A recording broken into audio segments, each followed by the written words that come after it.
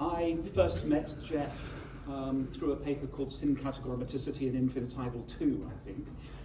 Then I think I met him through his ELLT columns and his paper with Richard Wilson on auxiliaries as heads of clauses. And it was many years later when I met the man in person when he came to join us as the Professor of General Linguistics in 2007.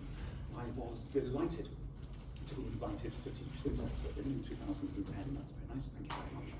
And we taught syntax together for about 5 years, I think, and supervised a number of PhD students together also. An experience in which I probably learned more in those various experiences than I've learned in any other bit of my life. So it was all to the good.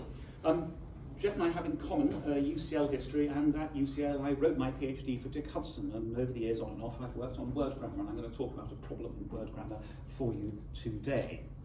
So, word grammar is a dependency grammar. Most dependency grammars reject mutual dependency, where word A depends on word B and word B depends on word A, but word grammar allows it. Actually, so does the markup system for the universal dependencies tree bank. I've argued in the past that mutual dependency should be rejected. I think it's not coherent, but I'm going to take it seriously and see what we need to do with it today. Hudson introduces mutual dependency for word grammar to account for dependent interrogatives in structures like one. I don't know what he said. And he argues that in this sentence, what is dependent on said because it's the direct object, and said is dependent on what because it's a dependent interrogative clause, and something has to make it interrogative, and what's going to make it interrogative is the interrogative word what. Hudson adopts the same kind of analysis for free relatives and argues that the syntactic structures of free relatives and dependent interrogatives are distinguishable. We'll come back to that, drawing on Hudson and Pullum. So this context opens up 3 questions for us. The first question is mutual dependency well formed in word grammar? Or is it well formed, in fact? The second question is it necessary for the analysis of interrogatives? And the third question is it necessary for the analysis of free relatives? And in the spirit that all academic talks and all academic writing should be anti-detective fiction, I will tell you the answer now, and the answer is no, no, and no. Dependency grammar. So a quick blast through some dependency grammar properties. Dependency grammar's got a very long history. Modern authors include people I've listed up here. It begins with Tenier, really, in the 1950s. There are various claims about dependency grammars and why to adopt one. One straightforward claim, widely made, is that they're psychologically plausible. They're compatible with theories of incremental processing, set out to explain various complexity constraints in grammar, but the psychological plausible claim is that they're networks. And if you think that cognition is represented as some species of network, then having a grammar that's also some species of network allows you to align the one with the other in ways that might be quite useful. Quite a lot of this work is exemplified in, quite a lot of this tradition, is exemplified in the work of Ted Gibson and his colleagues. Gibson's worked extensively on properties like dependency distance, for example, so this is a dependency version of the Jack Hawkins work on early immediate constituencies and that kind of thing. Word grammar more generally claims that word grammar syntax is part of a larger cognitive network, and that linguistic representations should be as close as possible to other symbolic mental representations, I mean to the extent that we know what they are. Dependencies then, dependency grammars are a class of grammar where words are combined by relations in a network. Each word is a node or vertex in the network. Each dependency is a pairwise relation between 2 vertices, as in this sentence, 2 dogs howled. Conventionally, arrows point from heads to dependents, not in Philip's writing, but everywhere else. And sentences can be built up with a succession of words and arcs linking them, as in 3 on the next slide. So the dogs chased some small cats. It shows a series of unlabeled dependency relations, which among other things allows us to identify both direct and indirect dependence. So if word 2 depends on word 1 and word 1 depends on word 3, then word 2 indirectly depends on word 3, and in this sense, small depends on chased in the sentence in 3. Because the structure is a network, dependency grammars don't have any embedding. They're simply discrete combinatorial systems. We can augment the representation in various ways. We can add an arc to identify the sentence root in 4 on the next slide. Although note that this is just a convenience because it's always obvious what the sentence root is. We can also label individual dependencies with their grammatical functions. So this example in 5 is a word grammar representation which claims, among other things, that determiner is the head. So the subject of chase is the, and the has as its complement dogs. Chase has its direct object, son, which has its complement cats, and cats has its an adjunct small. Among other properties, grammatical function information is not transitive, so although you can talk about direct and indirect dependence, it's not true that small is the direct object of chase, even though it indirectly depends on the chase. So, because of the nature of dependency grammars, dependent clauses aren't embedded, so clauses are not independent objects in the ontology. Instead, you'd take an item within the dependent clause which would be selected as the complex of the matrix predicate, and the example in 6 shows this. So in we thought they won, the complement of the matrix clause thought is the finite verb won, which has in turn its own subject they. So everything that is within, we don't have within clauses, but everything that's within the clause in some sense depends on the element that is the root or head of the clause that it's within. Most dependency grammars are formalized as trees. They've got a single root node and only one head permitted per node. The usual constraints enforce acyclicity. You can't have cycles in dependency grammars typically. The usual constraints also enforce each word having only one head. So each word gets one single incoming dependency, typically. This treatment goes back to Tenier, but it's also found in the formal language work, starting with Hayes in the 1960s, and Philip goes through the same kind of formalism in his strong generative capacity book. Robinson states that the dependency relation is transitive, irreflexive, and anti-symmetric. So grammatical functions and grammatical function labels might not be transitive, but this is to do with the business of being able to depend indirectly on another item. And Robinson presents the axioms on the next slide as the axioms of the theory which was advocated by Tenier, etc. So here are the axioms constraining a dependency grammar. Only one element is independent, that's the root of the clause. All other elements depend on some element. The network has got to be connected. You can't have any orphans within the structure. No element depends directly on more than one other element. And then the clause in 4 is what's called in dependency grammar theorizing a projectivity constraint. And what it gets for you is a requirement that there be no tangling in the dependency representation. So it's a word order inducing constraint. However, as Melchuk, who's a Russian dependency grammarian who currently works in Ottawa, but no longer works in Ottawa because he's 1800, pointed out, if you take the Latin example in 7 here, you get not just discontinuous dependencies, but you get discontinuous dependencies that cross each other. So in the example in 7, meas and nugas go together, solevas and putare go together, and the relation between solevas and putare crosses the relation between meas and nugas, getting a projectivity violation. Not every dependency grammarian subscribes to projectivity for that kind of reason. However, various constraints on word order need to be imposed because there are languages which have various constraints on word order, so they have to be captured somehow or other. Word grammar. Word grammar begins in, the 1980s. Hudson wrote a monograph published in 1984. He doesn't present graph theoretical constraints on his representations. In word grammar languages, just a typed network. There's a small subset of dependencies which are implicated in word order, and to start off with, he does allow multiple heads. So in raising construction, you would have some kind of relation that took you from the matrix verb to whatever depended on it. And you can see in this example there are 3 subject relations, one from the finite matrix verb, one from infinitive 2, and one from go, all landing on the same item in she over here. And so that gives you a directed acyclic graph. However, to come back to the beginning and the point of the talk, Hudson also allows mutual dependency as in 9, where he claims that what and said depend on each other. this makes word grammar's dependency structures general graphs with no obvious formal constraints on them. So, to take that graph I've just shown you, Hudson claims the finite verb depends on what, and having what as the head of the clause is what makes it an interrogative clause, whilst at the same time, what is the direct objective set? Now we could ask, does this matter? After all, for Hudson, language inhabits this cognitive network, and so you could claim that the constraints on language are the same as the constraints on cognition, spreading, activation, frequency, and so on. And we can obviously understand, Jeff's former colleague told us all about this gentleman in a song some years ago, former colleague Tom Lehrer.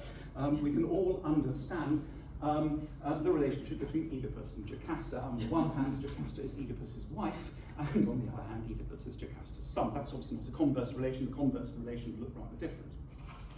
So you can have mutual relations of various kinds.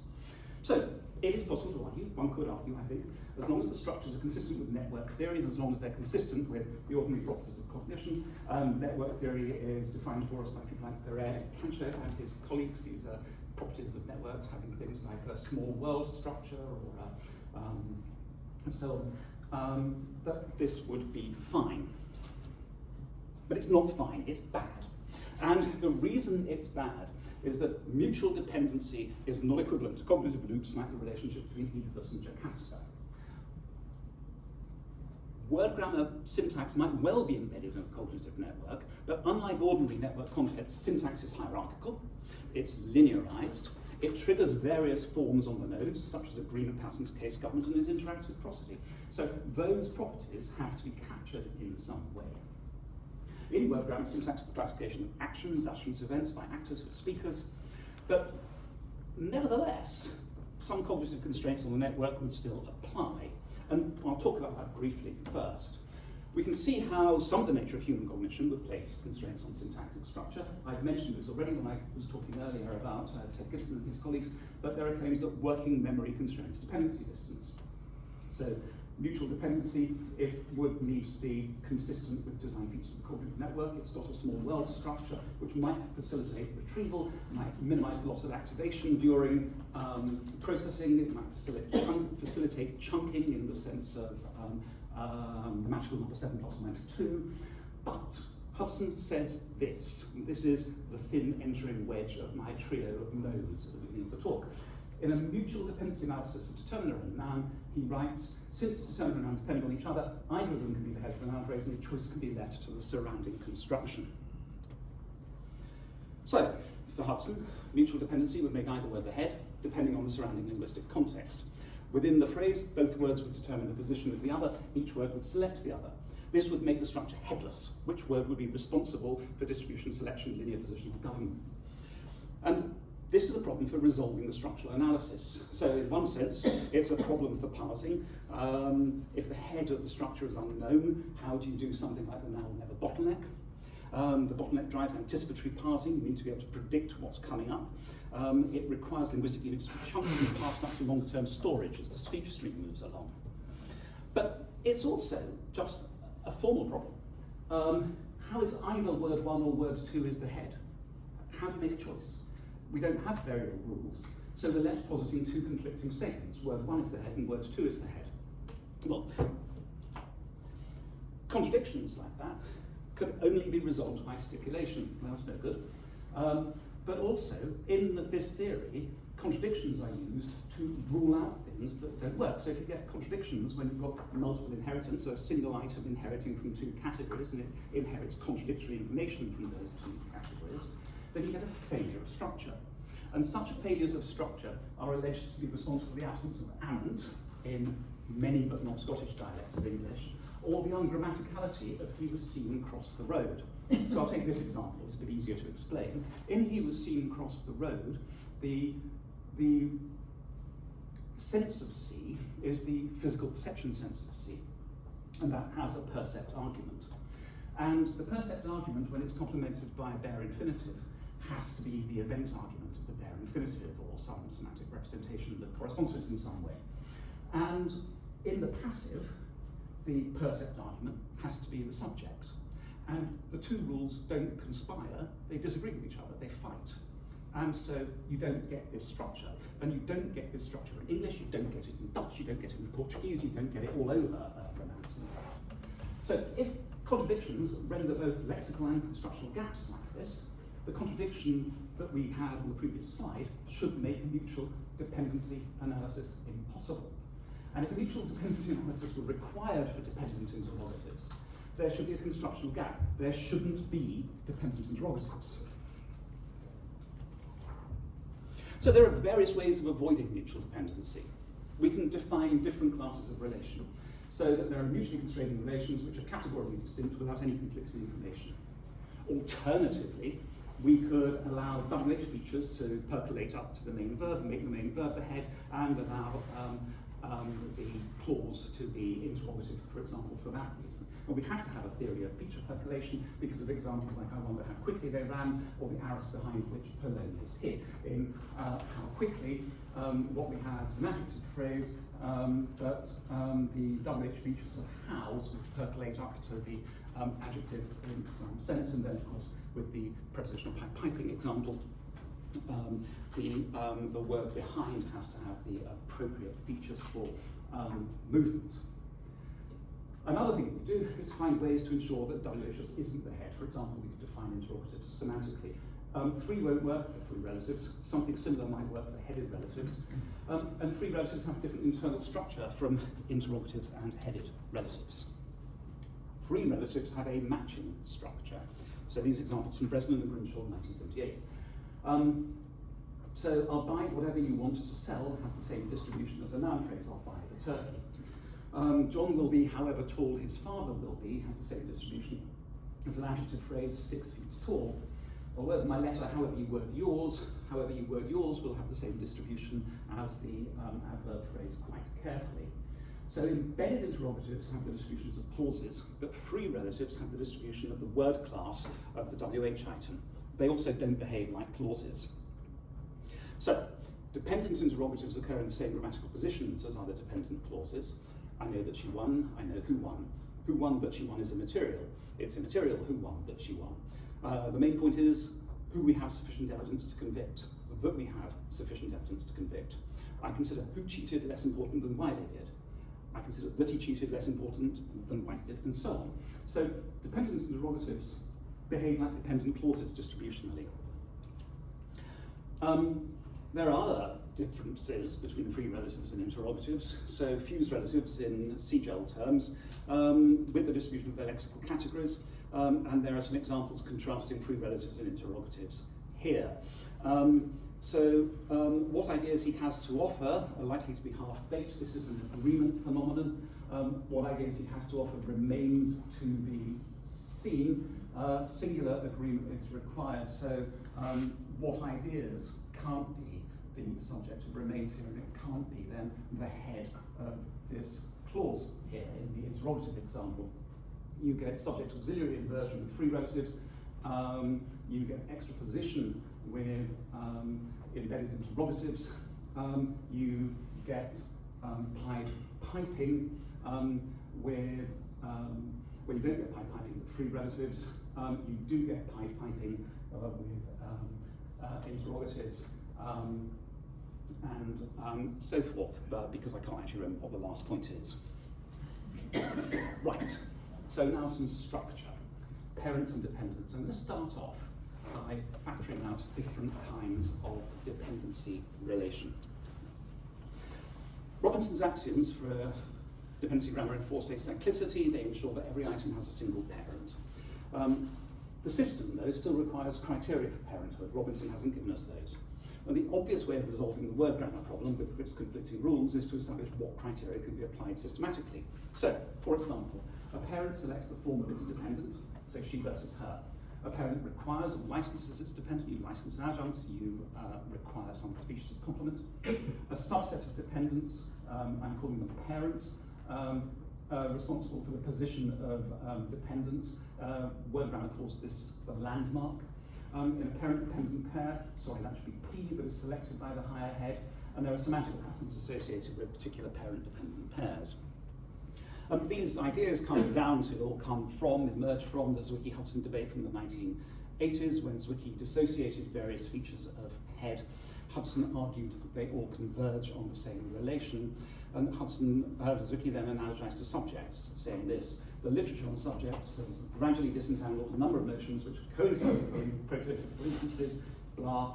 And so, I'm going to come to subjects next. It's clear from the debate that head in a phrase structure grammar and in a dependency grammar are different notions, so I'm using the term parent to keep it distinct from phrase structure grammar head. Word grammar factorizes dependencies in various ways.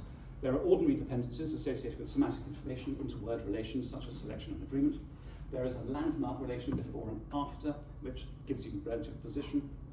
So we factor out dominance and precedence in factoring that way. Landmarks are transitive. Parents, that's heads, parents are landmarks, and subordinate parents are not landmarks. There are other relations such as an extractee, and I've said this. Okay, so let's start off by disentangling the subject by unpacking the head-dependent relation. We've seen this before. This subject relation is responsible for the position of this word. These subject relations are not. They merely encode whatever information they encode. Some of that information can be seen from the Icelandic example. There are verbs in Icelandic, like gengur, I don't know how to pronounce Icelandic, which take dative subjects, and dative subjects raise and remain dative. So that information comes from down here, but the position information comes from up here. Raised subjects then are atypical dependencies because they don't include positional information. What's more, they're not always required by their heads. So if you have an example like being about to leave, so being about is a raising predicate, raising adjective there, but there is no subject present at all anywhere because being itself is non-finite. The example here shows that you could get these kinds of examples where the topic, topic, whatever it is, the left-disticated item, doesn't actually have to be associated predicationally with an item in the main clause either. It's the finite verb that requires the subject and that determines its position, including, for example, subject auxiliary inversion. But raised subjects are associated with semantic roles as well as quirky case. So now extraction. Extracted objects are required and licensed by their alternate heads. So in this structure, what is extracted is the direct object of said. So I've included an extractee relation, which I haven't told you about before. The extractee relation tells you that what needs a parent, the existence of the direct object is required by said, and the extracted direct object comes with argument linking information, which is science case and so on. But it doesn't have any positional information. So there's a sense in which extracted objects are exceptionally similar to raised subjects. So we can go through the same arguments for different kinds of extracted relation types. So let's think about this extractee relation, which handles unbounded dependencies. There's an example here. So these X relations underneath are a series of extractee relations, and so in the sense the extractee relation hops up the sentence from verb to verb there until eventually it's identified with the extracted item, which is identified up here as the direct object. The extractee relation is like a GPSG slash category. It's a complex relation. It tells us that its parent is the parent of a word which licenses or requires its value. So, the extractee relation says this word here, if you follow down this chain of words, will eventually find the grammatical function it needs in order to be grammatical. Although displaced dependence is syntagmatically complete, default positional information is overridden, and the extractee relation itself isn't positional, it's relational. It says that a parent needs to be identified. It's controlled by three rules. It's controlled by a start rule, accounting for extractees being sentence initial, the end rule, which matches the extractee relation with some post-dependent, visitor means the same as extractee here, and also the continuation rule, which allows you to state island constraints. So, as Kulikover and Jackendorf point out, the extractee relation does not require a WH item. It requires the signature of long-distance dependency constructions. Hudson identifies different start rules for extractees. There's a rule for relative pronouns, there's a rule for topics. The continuation and the end rules are independent of the start rules. another consideration on these representations. There are two kinds of landmark relations, superordinate landmarks and sister landmarks. In superordinate landmarks, the position is taken from the parent word. Sister landmarks ensure the appropriate ordering of pairs of words which are sisters, where the ordering can't be fixed by the parent. So if you take something like yesterday, who did they beat? So who is extracted and yesterday is extracted, but there's a particular order they have to come relative to each other. There needs to be a principle banning who yesterday won. So such considerations obtain. Word grammar argues that in both interrogatives and relatives, WH is the root. They both involve structures like 39. Extractee is not hierarchical, it's not semantic. It can be defined, so it's in a different category from other relations, and it doesn't cause mutual dependency. So what I've just said is that this apparent loop isn't one, because this isn't a dependency. It's a relationship that tells you this thing needs to find this thing. Among other things, the reason for that is that given the sister ordering constraint, the extractee relation only provides partial positional information. But we're still left with the subject interrogatives problem, because in the word grammar analysis, subject interrogatives don't involve extraction. So assume that what I've just said about extraction is true, what are you going to do about subject interrogatives? On the face of it, it looks as though they require mutual dependency, giving you the cycle which won't work. Because according to this, what is the landmark of X and det is the landmark of what? You're going to get the same problem with free relatives. We don't need to go through the examples. I went through the same set of examples just earlier. So what can we do? One obvious solution is to make the WH in subject interrogatives and free relatives an extractee. This gives the subject relation the same positional status as an extracted object. It ensures that the apparent loop between who and one isn't a dependency loop. But it does force an analysis of they saw who won, where one is a complement of who, because of the ban of extraction from adjuncts. What opinions do you teach students with, for example, is I think ungrammatical. It also doesn't capture the differences between dependent interrogatives and free relatives. But WH in interrogatives needs to be focused in order to be interpreted, and extracting the WH will give you that focus. Given that subject interrogatives are clausal, another approach would simply be to say that the main verb is the head, not the WH item, and the main verb gets its WH features by feature percolation. We need feature percolation anyway for pipe piping, and for examples where WH is subordinate to the distributional parent. There are examples here on the screen. So you have to percolate from how up to quickly in order to get the appropriate question property. In word grammar, we use a proxy relation to capture feature percolation. And this approach, where you make the main verb the head and you percolate relevant WH features up to it, will then distinguish dependent interrogatives, other interrogatives for that matter, from free relatives. But we'll keep WH's head in the case of free relatives, taking the WH as an extractee, which is the word grammar analog Hudson-Pullum approach to free relatives, where the WH is fused in head position and also as antecedent of the gap. But I just want to throw something else at you, and at this point I am just speculating wildly and I don't know what I'm talking about. But why not? There's another approach, which is that we could say, well, where do WH pronouns come from diachronically? It's quite a useful thing to know. They actually come from the early Indo-European pronouns qui and quo. And the early Indo-European pronouns qui and quo are all indefinite pronouns in the Haskell-Mark sense that occur in dependent contexts. You get them in asynthetic conditionals, and you also get them as interrogatives. And both conditionals and interrogatives involve some kind of choice function semantics. These sorts of indefinites need to be focused in order to be interpreted. So one way of handling it would be to say there's no such thing as an interrogative clause. Actually, all we've got is a clause. And what makes it apparently interrogative is its semantic structure. And there might be some support for that from English subject auxiliary inversion, which after all isn't interrogative. It can be emphatic or it can be negative. There's also root negation. So, and did he ever win? Never did Dobby dream that Harry Potter would get to school another way. Bollocks did he. Hardly ever have I read beyond page 2 of The Lord of the Rings. This is true. If subject auxiliary inversion isn't interrogative, is there a principled reason for WH clauses to be syntactically interrogative, especially given that we've got this choice function semantics of the WH word, we've got a clause initial focus position which delivers the open interrogative semantics. And this is a sort of a positional point here at the bottom of the slide. Driving home is one of these danglers, which is topicalized, or that's not topicalized, it's stillated, but with who in focus position in some way. And now I conclude. So these are my conclusions. Free relatives need a different analysis from interrogatives.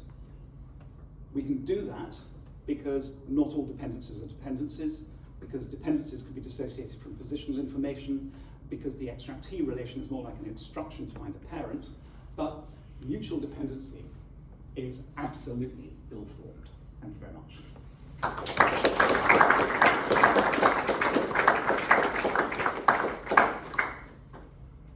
Jeff. You said that Dick Hudson claims free relatives have exactly the same structure as subordinate interrogatives. Yep. Open subordinate interrogatives. There's a paper in 1970 by Lee Baker that gave a series of tests to separate the two. One of them being extraordinarily simple. You can put else after the initial WH word if it's interrogative, and you can't if it's free relative. So what else Frankenstein did is unimportant, is fine. What else Frankenstein created would later destroy him is hopeless, because that's got to be a free relative. Didn't Dick know about this 1970 paper? Did he have any response to the? I'm not going to take responsibility for other people's work. So I'm just disagreeing with it. Have you been able to convince him that he's got to separate the two constructions? No, I don't think so. Sorry, Polly. Yeah, there's a lot of history about whether or not they're alike or not. And my own paper in '94 on that, I sort of said they began life the same, and then there was a kind of a shift that happened between relatives and not interrogatives, trying to kind of capture their similarities but allow for differences. But one thing, Jeff, about these differences, when you have a free relative that's the precopular constituent of a specificational sentence, it starts getting some of the properties that interrogatives have. So you can say something like, what else he ate was an apple. And that is a free relative, that is not an interrogative. You don't get multiple WHs in free relatives, and I think that's for other reasons, and you do get them in interrogatives. So that's a clear difference. But the what else he ate was an apple is perfectly good. Also, you don't get free relatives, like, I'll go, why you go. But you do get things like, why you went was in order to go to the conference.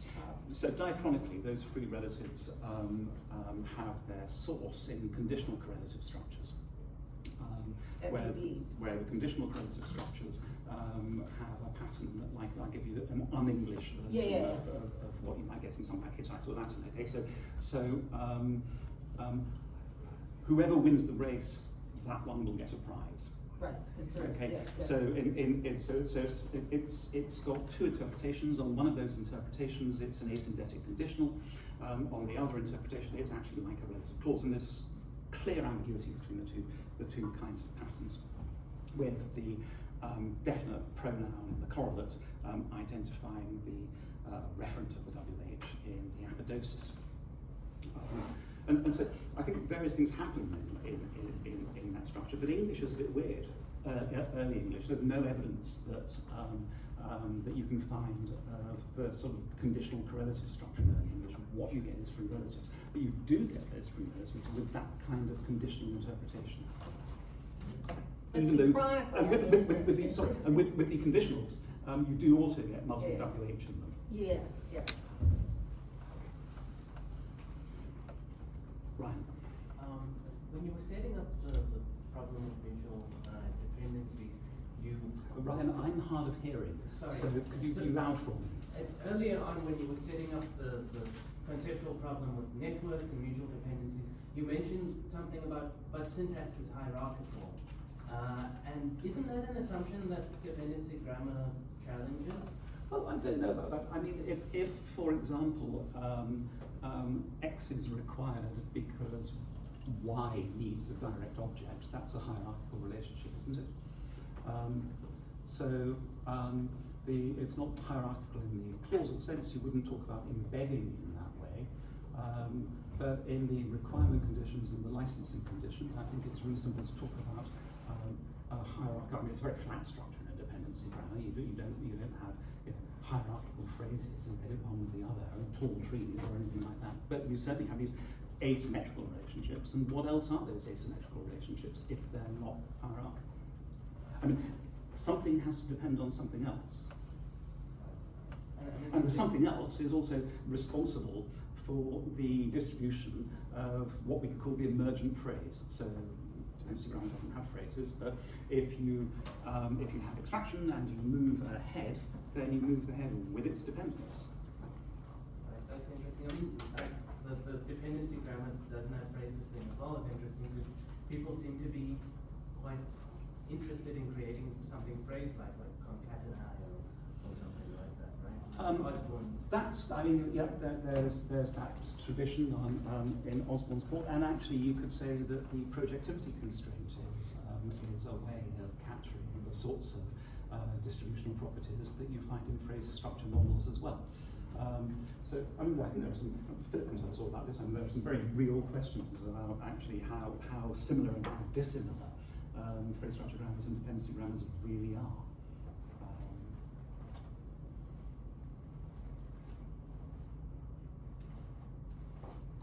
John? I'm prepared to be corrected on this, but I believe that everything that you said about Tenier would apply to his work from 1933 Right. onward, as far back as that, yeah. Which, for historical reasons, is